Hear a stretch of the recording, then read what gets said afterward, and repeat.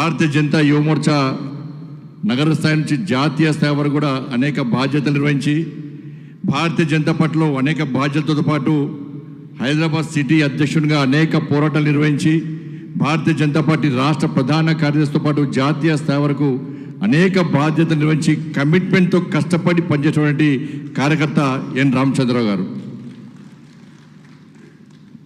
చాలామంది ట్రోల్ చేస్తుంటారు అన్న. లక్ష్మణ్ గారు అధ్యక్షుడినప్పుడు గట్టిన ట్రోల్ చేశారు, కిషన్ రెడ్డి గారు అధ్యక్షుడినప్పుడు గట్టిన ట్రోల్ చేశారు, నేను రాష్ట్ర అధ్యక్షుడినప్పుడు చాలామంది ట్రోల్ చేశారు నాకు వ్యతిరేకంగా. అంతెందుకన్నా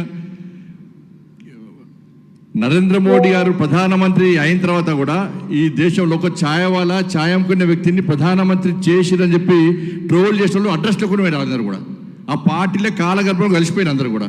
కానీ ఇలా దేశానికి నరేంద్ర మోడీ గారు ఎంత గొప్ప సేవ చేస్తుండో, ఒక శక్తివంతమైన భారతదేశ నిర్మాణం కోసం ఏ విధంగా కష్టపడి పనిచేసారో ఇలా మనం చూస్తున్నాం మనం. అందుకే చాలామంది రామచంద్ర గారు ఏం చేసిరని తెలంగాణ రాష్ట్ర అధ్యక్షుడు చెప్పి చాలామంది అనేక పార్టీలు ప్రశ్నిస్తున్నాయి. వాళ్ళ ఒక మిసైల్ అయినా రామచంద్రరావు గారు ఒక మిసైల్. నాకు కూడా అంతమంది తెలియపోతుండే, ఈ కుంటుకుంటూ నడుస్తుంటే నేను పోయి అడిగిన ఒకసారి, మీరు పోయి అడగండి అన్న ఒకసారి, కళ్ళ నీళ్ళు వస్తాయన్న చరిత్ర వింటే. నేను పోయి అడిగిన, ఏమన్నా ఈ కుంటుకుంటూ నడుస్తావు ఏం రోగం అన్నా నీకు అన్న వ్యంగ్యంగా. ఆయన చెప్తున్న కళ్ళ నీళ్ళు వచ్చినాయన్న. అఖిల భారతీయ విద్యార్థి పరిషత్ ఈ చేయి కూడా వంకర ఉంటుంది ఆయన, అది చేయి వంకర ఉంటుంది, కాలు వంకర ఉంటుంది. నేను పోయి అడిగినా, ఏమైందని కూటుకుంటూ నడుస్తావు ట్రీట్మెంట్ తీసుకోండి అంటే, అఖిల భారతీయ విద్యార్థి పరిషత్లో ఉస్మానియా క్యాంపస్లో ఉన్నప్పుడు అప్పుడు ఆర్ఎస్యు పీడిఎస్లో నా మీద దాడి చేసి నా కాళ్ళు చేతులు విరగొట్టిరానా. అప్పటి నుంచి ఇప్పటి కూడా కోలుకోలేని పరిస్థితిలో నేను అవస్థ పడుతున్నా అని చెప్తే ఎంతమంది ఆ రోజు ఈరోజు అధికారం రావాలని మనం అనుకుంటున్నాం. మనం ముఖ్యమంత్రులు కావాలి, ఎమ్మెల్యేలు కావాలి, ఎంపీలు కావాలి, జెడ్పీటీసీలు కావాలి, ఎంపీటీసీ కావాలి, ఇప్పుడు కోరుకుంటున్నాం మనం. అధికారం రావాలని ఇప్పుడు కోరుకుంటున్నాం. కానీ ఆ రోజు అధికారంలోకి వస్తామని ఎవరు తెలియదు. అధికారం రావాలని ఆ రోజులో కోరుకోవాలి ఎవరు కూడా. ఉంటామా బతుకుతామా సస్తామా తెలియని పరిస్థితి. నక్సలైట్లు పోస్టర్లు వేసారు, వార్నీలు ఇచ్చారు, చంపిన అనేక మంది కార్యకర్తలను, అనేక మంది శవాలను మోసిండు రామచంద్రరావు గారు. ఆ రోజు అధికారం కోసం చూడలే. కానీ నక్సలైట్లు దాడి చేసినా, ఆర్ఎస్ పీడిఎస్ దాడి చేసినా కూడా మాకు అధికారం గురించి ఆలోచించకుండా, ఎమ్మెల్యే ఎంపీ కావాలని కోరిక లేకున్నప్పుడు కూడా ఇలా నమ్మిన సిద్ధాంతం కోసం, కాషాయపు జెండా కోసం, కమలపు జెండా కోసం కష్టపడి పనిచేసిన గొప్పలన్న వీళ్ళందరూ కూడా ఈరోజు అధికారంలో రావాలనుకుంటున్నాం మనం. ఆ రోజు కాదని అధికారంలో రావాలనుకొని హేళన చేద్దాం ఎవరిని కూడా. ఇవాళ గుండె మీద చేసుకొని చెప్పారన్నా, ఎంతమంది సిద్ధంగా ఉన్నారు దానికోసం. నేను ఏం చేస్తా పార్టీ కోసం, ఈ దేశం కోసం, ఈ ధర్మం కోసం, ఈ సమాజం కోసం, ఈ పార్టీ కోసం ఈ విధంగా త్యాగం చేసే దమ్ము నాకు ఉంది అని చెప్పి ఎంతమంది గుండె మీద చేసుకొని చెప్తారో ఆలోచించాను ఒకసారి. ఎవరికి ఉందని ఆలోచన, ఎవరికి ఉందని ధైర్యం. ఒక్కసారి నక్సలైట్ పోస్టర్లు ఇప్పుడు వేస్తే మూటా ముళ్ళు జరుపుకొని దుబాయ్కి, మస్కట్కు, అమెరికా పారిపోయేటువంటి మనస్తత్వం ఈరోజు సమాజంలో ఉంది వాళ్ళ. కాబట్టి కమిట్మెంట్తో పనిచేసే వాళ్ళకి పార్టీ గుర్తింపు అనే విషయాన్ని మరొకసారి ఇలా జాతీయ నాయకత్వం గుర్తు చేసింది. అన్నారు రాష్ట్ర అధ్యక్షుడు కావాలని కోరుకోవడం ఎలాంటి తప్పు లేదు, ఎవరైనా కోరుకోవచ్చు.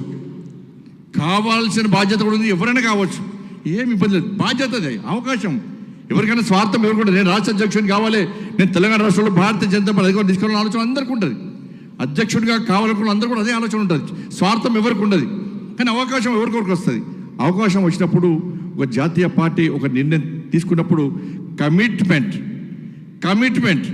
సిద్ధాంతం కోసం పనిచేసే కార్యకర్తగా, నరేంద్ర మోడీ గారి నాయకత్వంలో పనిచేసే కార్యకర్తగా దాన్ని తూచా తప్పకుండా ప్రోత్సహించి, ఆదరించి, అభిమానించి దాన్ని తూచా తప్పకుండా పాటించాల్సిన బాధ్యత కమిట్మెంట్తో పనిచేసే ప్రతి భారతీయ జనతా పార్టీకి ఉండాల్సిందే, ఉంటుంది కూడా. అది ఇటువంటి పరిస్థితిలో చాలన్నా, నేను ప్రజా సంగ్రామ యాత్ర చేసినప్పుడు అనేక దాడులు జరిగిన, బీఆర్ఎస్ గుండాలు దాడు చేశారు, కాపాడిండు. కొనుగోలు కేంద్రాలు జరిగినప్పుడు రాళ్ళ దాడులు జరిగినాయి, కాపాడి కార్యకర్తలను. యుద్ధం చేసినప్పుడు, ఆందోళన చేసినప్పుడు అనేక మంది జిల్లా అధ్యక్షులతో పాటు ఒక్కొక్క జిల్లా అధ్యక్షులు 30 కేసులు ఉన్నాయి. కార్యకర్తల మీద కేసులు ఉన్నాయి. కేసులప్పుడు అనేక మంది హైకోర్టులో బెయిల్ ఇచ్చి కాపాడినారు రామచంద్ర గారు. ఒక్క రూపాయి తీసుకోలే. రామచంద్ర గారు సుప్రీంకోర్టు, హైకోర్టులో ప్రాక్టీస్ చేసుకుంటే రోజు ₹1,00,000 సంపాదించుకోవచ్చు.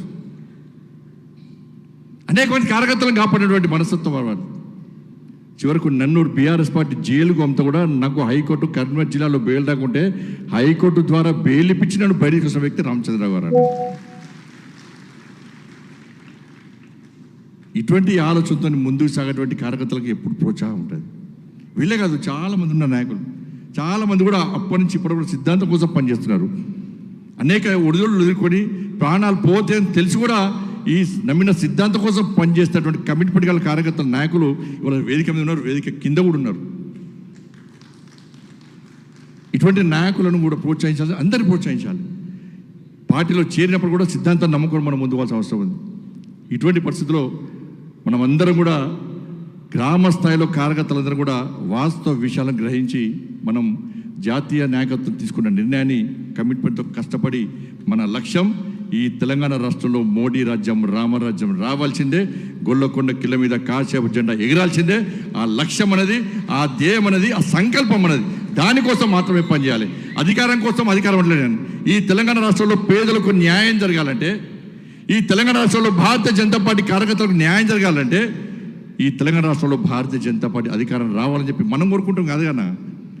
అందరికీ ఇచ్చాము అధికారం, అది అవకాశం, అందరికీ ఇచ్చాము అవకాశం. ఇలా బీజేపీకి ఇద్దాం అధికారం అని చెప్పి మనం కాదు, ఇలా సామాన్య ప్రజలు కూడా ఇలా తెలంగాణ రాష్ట్రంలో ఆలోచిస్తున్నారు. ఏ గల్లీకి పోయినా, ఏ వ్యక్తిని కలిసిన అయిపోయిందన్నా ఈసారి బీజేపీ అధికారంలో వస్తుందన్న, అయిపోయిందన్న. Congress out, BJP out, BRS out, ఈసారి బీజేపీ పక్కా అధికారంకి వస్తుందన్న, మేము బీజేపీకి ఓటేయడానికి సిద్ధంగా ఉన్నామని చెప్పి ఇలా సామాన్య ఏమో రాజకీయాల పట్ల అవగాహన లేని వ్యక్తులను కూడా ఈసారి బీజేపీ పక్కా ఇస్తామన్న ఓటు అంటున్నారు. ఉందా లేదా ఒక్కసారి ఆలోచించండి. వాళ్ళు ఆ వాతావరణం కాపాడుకోవాలి మనం. తప్పుడు ప్రచారం కాంగ్రెస్ బీసీ అంటే అన్న, ఈ దేశానికి ప్రధానమంత్రిని బీసీని చేసే ఘనత భారతీయ జనతా పార్టీది. కాంగ్రెస్ పార్టీకి చేసే దమ్ము దాన్ని అడుగుతున్నాను నేను ఇవాళ. అరే దేశానికి ఒక ట్రైబల్కి సంబంధించినటువంటి ఒక మహిళను రాష్ట్రపతి ద్రౌపది ముర్ముని రాష్ట్రపతి చేసే ఘనత భారతీయ జనతా పార్టీని. ఒక దళిత వర్గానికి సంబంధించినటువంటి రామ్నాథ్ కోవింద్ను ఇవాళ రాష్ట్రపతి చేసిన ఘనత భారతీయ జనతా పార్టీది. ఇవాళ తెలంగాణ రాష్ట్రంలో చలపతిరావు గారు ఈ తెలంగాణ ఉమ్మడి ఆంధ్రప్రదేశ్ భారతీయ జనతా పార్టీ రాష్ట్ర అధ్యక్షుడు ఉన్నటువంటి చలపతిరావు గారు ఒక బీసీ, బండారు దత్తాత్రేయ గారు రాష్ట్ర అధ్యక్షుడిగా బీసీ, మున్నటకుండా డాక్టర్ లక్ష్మణ్ గారు ఒక బీసీ, నేను ఒక బీసీనే. ఇలా బీసీలను విస్మరించడం చెప్తున్న కాంగ్రెస్ పార్టీ ఎంతమంది బీసీలు చేసింది? ఈ దేశానికి బీసీ ప్రధానమంత్రి చేసే దమ్ము ఇలా కాంగ్రెస్ పార్టీకి ఉందా?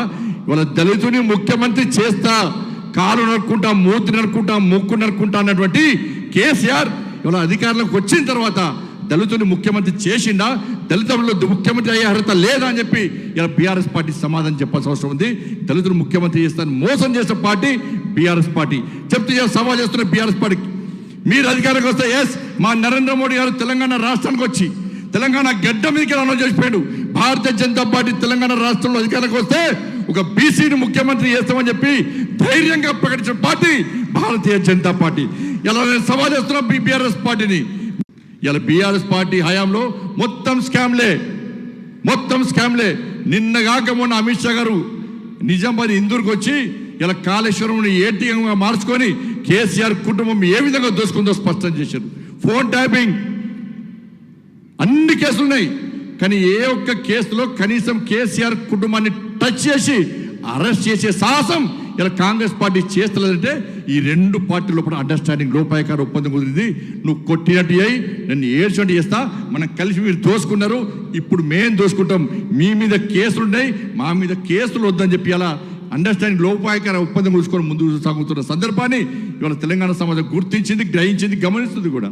ఫోన్ ట్యాపింగ్ కేసులో ఏం లేదు, కాళేశ్వరం కేసులో ఏం లేదు, డ్రగ్స్ కేసులో ఏం లేదు, పేపర్ లీకేజ్ కేసులో ఏం లేదు, విద్యుత్ కొనుగోలు కేసులో ఏం లేదు, ఫామ్ హౌస్ కేసులో ఏం లేదు, గొర్రెల స్కామ్లో ఏం లేదు, చేపల స్కామ్లో ఏం చర్యలు లేవు. ఎందుకంటే ఇద్దరి మధ్య లోపాయకార ఒప్పందం. ఇవాళ ఇప్పటికే భారతీయ జనతా పార్టీ ప్రభుత్వం తెలంగాణ రాష్ట్రంలో ఏర్పడి ఉంటే ఇలా కేసీఆర్ కుటుంబంలో ఎవ్వరు కూడా బయట ఉండే కాదు, అందరు లోపల కటకట లోపడేటువంటి సాహసం భారతీయ జనతా పార్టీ చేస్తుండే. అరే ఫోన్ ట్యాపింగ్ కేసు భార్యాభర్తల ఫోన్లు విన్నారు, అందరు చెప్తున్నారు, అందరున్నారు, జడ్జిల ఫోన్ విన్నారు. సిబిఐకి ఏమని చెప్పి కిషన్ రెడ్డి గారి నాయకత్వంలో మనం డిమాండ్ చేస్తే ఇలా రేవంత్ రెడ్డి సర్కార్ ఇలా సిబిఐకి ఇవ్వడానికి వెనుకడుగేస్తుంది. ఎందుకంటే సిబిఐకి ఇస్తే వాస్తవాలు బయటకు వస్తాయి. మా అనుచరులైనా మమ్మల్ని కాపాడుతున్న బీఆర్ఎస్ పార్టీలు కేసీఆర్ కుటుంబం లోపలికి పోతుందని చెప్పి భయం, ఆందోళన రేవంత్ రెడ్డి సర్కార్ లోపల, రేవంత్ రెడ్డి లోపల.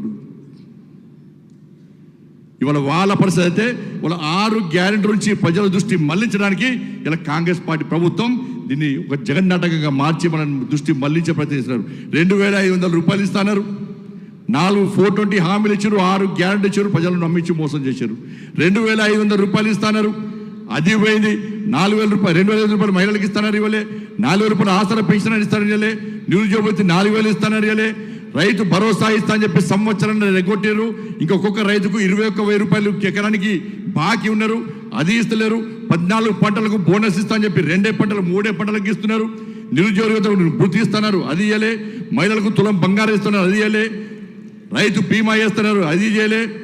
ఇట్లా ఏమి చేయకుండా ఇవాళ మోసం చేసి ఏ విధంగా మభ్యపెట్టి ఈ తెలంగాణ రాష్ట్రంలో అవినీతి ప్రభుత్వం కొనసాగుతుందో అన్ని వాస్తవాలు మీరు ఆలోచించాల్సిన అవసరం ఉంది. కాబట్టి దయచేసి మళ్ళీ చెప్తున్నా, అందరం కష్టపడి పనిచేస్తే, అందరం కమిట్మెంట్తో పనిచేస్తే, అందరం కసితో పనిచేస్తే, అందరం ఒక సంకల్పం తీసుకొని పనిచేస్తే ఇవాళ ఈ దేశంలో భారతీయ జనతా పార్టీ 2 మంత్రులు ఉన్నటువంటి 2 ఎంపీలు భారతీయ జనతా పార్టీ ప్రభుత్వం ఇవాళ దేశంలో ఏ విధంగా అధికారానికి వచ్చిందో ఇక్కడ 8 మంది శాసన సభ్యులు ఈ తెలంగాణ రాష్ట్రంలో భారతీయ జనతా పార్టీ ప్రభుత్వం వచ్చే ఎన్నికల్లో ఇవాళ 119కి 100 సీట్లు సాధించి ఈ తెలంగాణ రాష్ట్రంలో అధికారం రావడం ఖాయం, వచ్చి తీరుతుందనేటువంటి విశ్వాసంతో మనందరం ముందుకు సాగాల్సిన అవసరం ఉంది. అందుకే మీ అందరికీ విజ్ఞప్తి చేస్తున్నా, ఏమొద్దనా అందరు కలిసి ఉండడం ముఖ్యం. ఈయన ఈ గ్రూపు, ఆయన ఆ గ్రూపు, ఈయన అడ్జస్ట్ ఏం లేదు. అందరం నరేంద్ర మోడీ గారి బ్యాచ్. నాది ఏ బ్యాచ్ కాదు, మనది ఏ బ్యాచ్ కాదు, ఒక టీం అన్నది, ఇండియా టీం అన్నది.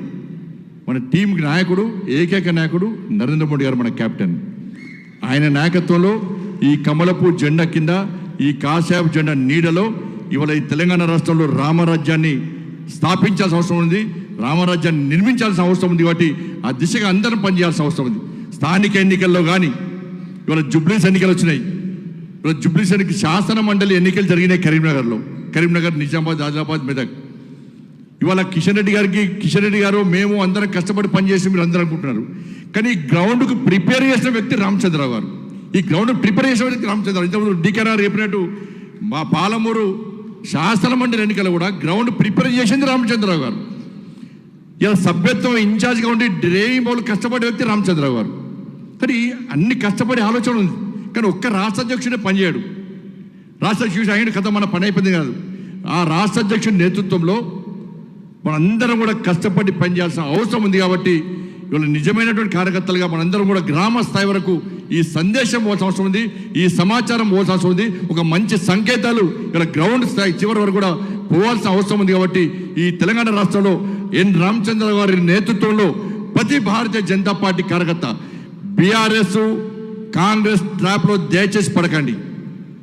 వాళ్ళకి కావాలనే ఇలా భారతీయ జనతా పార్టీని గత అనేక సంవత్సరాలుగా అప్రశ్నపాలు చేసే ప్రయత్నం చేస్తున్నారు. కాబట్టి వాటిని ధీటుగా ఎదుర్కోవాల్సిన బాధ్యత ప్రతి భారతీయ జనతా పార్టీ కార్యకర్త మీద ఉంది. కాబట్టి అందరం కలిసిమెలిసి ఒక టీమ్గా ఏర్పడి నరేంద్ర మోడీ గారి నాయకత్వంలో వాళ్ళ ముందుకు సాగాల్సిందిగా ఈ తెలంగాణ రాష్ట్రంలో ఎన్ రామచంద్ర గారి నేతృత్వంలో రాబోయే రోజుల్లో స్థానిక సంస్థల ఎన్నికలు కానీ బై ఎలక్షన్స్లో కానీ తప్పకుండా మనందరం విజయం సాధించాల్సిందిగా ఆ దిశగా అందరం కష్టపడి పనిచేయాలని చెప్పి విజ్ఞప్తి చేస్తూ ఇంత పెద్ద ఎత్తున తరలి వచ్చి రామచంద్ర గారికి అభినందనలు తెలపాల్సిన మీ అందరికీ కృతజ్ఞతలు తెలియజేస్తూ మరొకసారి రామచంద్ర గారు రాష్ట్ర అధ్యక్షుడిగా నియమితుల సందర్భంగా వారికి నిండు 100,000 ఆయుర ఆరోగ్యాలు, ఎందుకంటే అష్టైశ్వర్యాలు పుట్టుపడి పైసలు ఆయన దగ్గర నిండు 100,000 ఆయుర ఆరోగ్యాలు ఆ తల్లి అమ్మవారు అందించాలని చెప్పి మనస్ఫూర్తిగా తల్లిని వేడుకుంటూ సెలవుకుంటాను. భారత్ మాతాకి జై, జై శ్రీరామ్.